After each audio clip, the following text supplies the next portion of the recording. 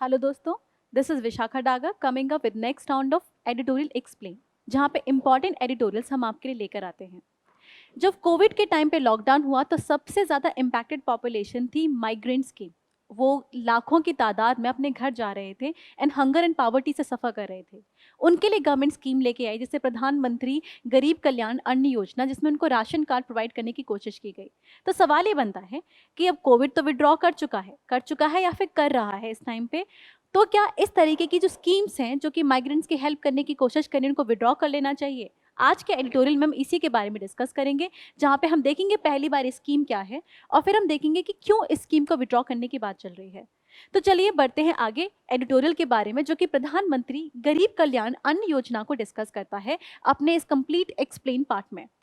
तो चलिए डिस्कस करते हैं। सबसे पहले प्रधानमंत्री गरीब कल्याण अन्न योजना जो स्कीम थी, इसे कोविड के टाइम पे रिलीज किया गया था as a relief package to eliminate the hunger at the time of pandemic के टाइम पे अनएम्प्लॉयमेंट बहुत ज़्यादा हो चुकी थी, लोगों के पास पैसा नहीं था राशन खरीदने के लिए। तो उस टाइम पे स्टेट एक तरीके का सपोर्ट सिस्टम लेकर आती है।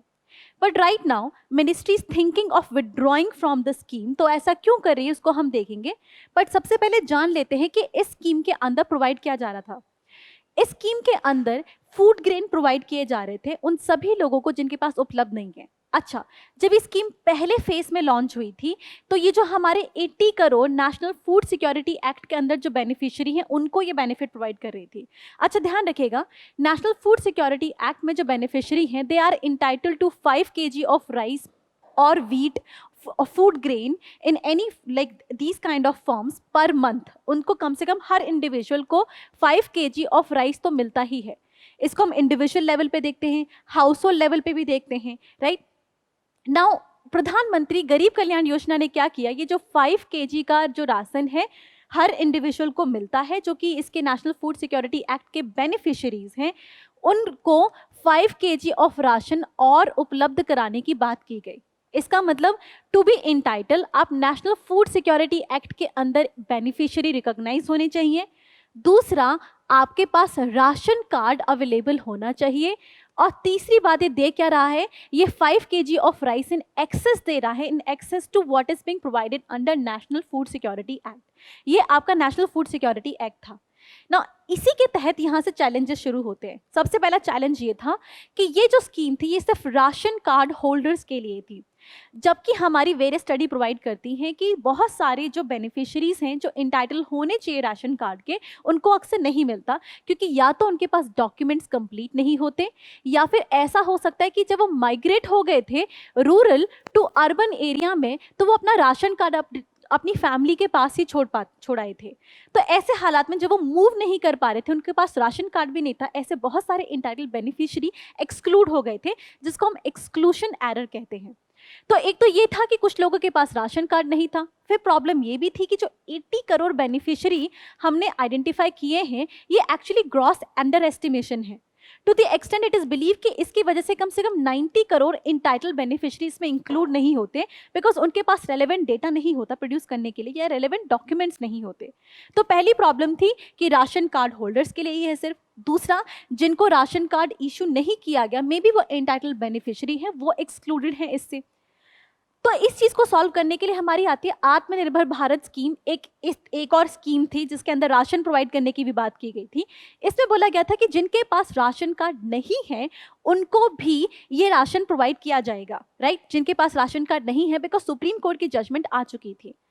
नाउ अब इस स्कीम के अंदर कम से कम 8 लाख टन जो राशन थे वो डिस्ट्रीब्यूट होने थे, बट सिर्फ इसका 40% ही डिस्ट्रीब्यूट हुआ। तो ये तीसरी प्रॉब्लम हो गई। पहला तो लोगों के पास राशन कार्ड नहीं था, दूसरा ग्रॉस अंडर एस्टिमेशन था कि कितने लोगों के पास राशन कार्ड होना चाहिए, तीसरा जब without ration card holders beneficiary हो गए थे तो उनको भी नहीं मिल रहा था, बिकॉज डिस्ट्रीब्यूशन स्कीम में ही प्रॉब्लम थी। इसके बाद प्रॉब्लम और आपके एग्जैजरबेट हो जाते, बिकॉज पैंडेमिक के टाइम पे अनएम्प्लॉयमेंट और हंगर दोनों ही बहुत हद तक बढ़ चुके थे और माइग्रेंट्स के पास ज़्यादा फूड अवेलेबल नहीं था। तो इन्हीं चैलेंजेस की वजह से फाइनली सवाल ये उठता है, इन चैलेंजेस के बहुत सारे चैलेंजेस पहले भी आ रहे थे। जब राशन कार्ड नहीं था तो बोला गया कि विदाउट राशन कार्ड होल्डर्स को भी मिलना चाहिए।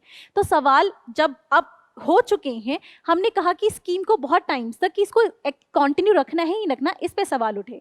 तो पहले तो इसको सिर्फ 3 महीने के लिए स्कीम आई थी, राइट। इसके बाद इसको जुलाई से लेकर नवंबर के लिए भी एक्सटेंड कर दिया गया 2020 में।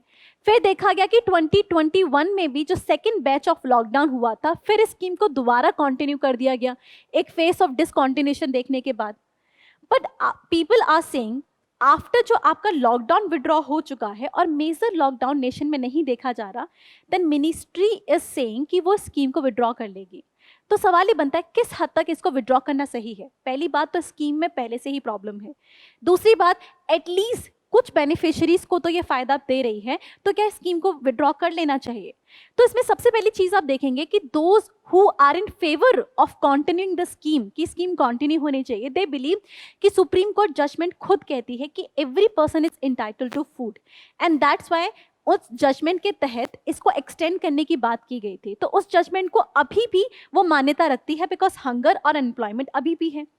इसी के साथ right to food campaign is a civil society, ये आप नाम याद रख सकते हैं, बिकॉज मेंस में अक्सर आपको केस स्टडीज और इस तरीके के एग्जाम्पल कोट करने होते हैं। तो right to food campaign is a civil society which talks about कि आपको विड्रॉ करने की जगह ऐसी स्कीम्स को यूनिवर्सलाइज करने की जरूरत है जिससे कि हम एक्सक्लूशन एरर से डील कर सकें। रिमेंबर आई सेड कि आधार कार्ड ना अवेलेबल, सॉरी, राशन कार्ड ना अवेलेबल होने की वजह से बहुत सारे बेनिफिशियरी को इससे फायदा नहीं होता। अगर आप पीडीएस को यूनिवर्सलाइज कर दोगे, मतलब पब्लिक डिस्ट्रीब्यूशन सिस्टम को यूनिवर्सलाइज कर दोगे, despite whether you are having ration card और नॉट, तो एटलीस्ट हंगर की प्रॉब्लम से आप डील कर सकते हो। ऑल्सो आर्टिकल सेज कि सिर्फ हंगर नहीं, उससे एक कदम और आगे जाओ, न्यूट्रिशन के बारे में सोचो, जो कि जिसके लिए आपको पल्सेस और कुकिंग ऑयल भी ऐड करना पड़ेगा जिससे कि लोगों को हॉलिस्टिक डाइट मिल सके। ऑल्सो आर्टिकल इज सेइंग कि आपको ये फायदेमंद ही है, बिकॉज हमारी कंट्री में प्रोडक्शन और प्रोक्योरमेंट दोनों बढ़ चुका है। एक सेक्टर जिसका प्रोडक्शन कम नहीं हुआ था वो एग्रीकल्चर था ड्यूरिंग लॉकडाउन, बाकी सबका प्रोडक्शन कम हुआ था बट एग्रीकल्चर का नहीं। So you have enough production, as well as procurement भी बढ़ चुकी है, बिकॉज रिमेंबर फार्मर्स का आंदोलन हुआ था 3 आपके फार्मर्स एक्ट की वजह से, after which government came up with various initiative जहां उन्होंने एमएसपी भी हाइक कर दी जिससे कि फार्मर से प्रोक्योरमेंट आ सके। तो देखा जा रहा है कि प्रोडक्शन भी बढ़ चुका है, प्रोक्योरमेंट भी बढ़ चुका है। तो जो गोडाउन्स में है, एफसीआई के गोडाउन्स में एक्सेस फूड ग्रेन अवेलेबल है, राइट ना। और ये जो फूड ग्रेन है एफसीआई के गोडाउन्स में, इसकी रॉटिंग बहुत ज़्यादा होती है। तो व्हाट आर्टिकल इज सजेस्टिंग कि इस एक्सेस फूड को आप यूटिलाइज कर सकते हो, at same point of a time आप हंगर से डील कर सकते हो, हंगर इसमें कम हो जाएगा। Now government is giving excuse और saying at that time कि अब जरूरत नहीं है स्कीम की। इंस्टेड अगर स्टेट गवर्नमेंट को लगता है कि इसको इम्प्लीमेंट करने की जरूरत है तो वो ओपन मार्केट सेल का जो ऑप्शन होता है जिसके तहत कोई भी स्टेट सेंटर से फूड ग्रेन खरीद सकती है, state government can under this scheme bye food grain. तो स्टेट गवर्नमेंट क्या करेंगी कि इस स्कीम के तहत जाके सेंटर से फूड ग्रेन खरीद लें, अब उनको डिस्ट्रीब्यूट करना है तो डिस्ट्रीब्यूट करते हैं। अब कहने को तो idea of welfare state suggest that कि स्टेट को इनिशिएटिव लेने ही चाहिए जो हमारे सिटीजन्स की बेसिक नीड को फुलफिल करने के लिए। May be other than basic need citizen के पास एक चॉइस होती है कि उन्हें वो चाहिए या नहीं, बट जो बेसिक नीड है वो स्टेट की रिस्पॉन्सिबिलिटी होती है। And under this scheme it makes little sense कि प्रधानमंत्री गरीब कल्याण अन्न योजना जैसी स्कीम को थोड़ा यूनिवर्सली अवेलेबल कराया जाए पीडीएस से अच्छी तरीके से इंटीग्रेट करके। But at same point of time government को अपने फिजिकल मेजर्स का भी ध्यान रखना पड़ेगा कि जिससे लेटर ऑन इन्फ्लेशन ना क्रिएट हो और हमारी सोसाइटी में एक लिथार्जी ना आए। तो इसके बारे में गवर्नमेंट को एक बार और सोचने की जरूरत है। इस आर्टिकल के थ्रू हम ये देख पाते हैं। आई होप आपको ये पार्ट समझ में आ गया। Now that is the case, तो आप वीडियो को लाइक और सब्सक्राइब करें और नहीं तो कमेंट सेक्शन में अपने डाउट्स डाल दीजिए। Thank you so much. Current Affairs by Forum IAS is an all-in-one program that covers the dynamic aspect of the syllabus from both prelims and mains perspective. Last year, we have helped more than 100 students crack IAS with our current affairs classes.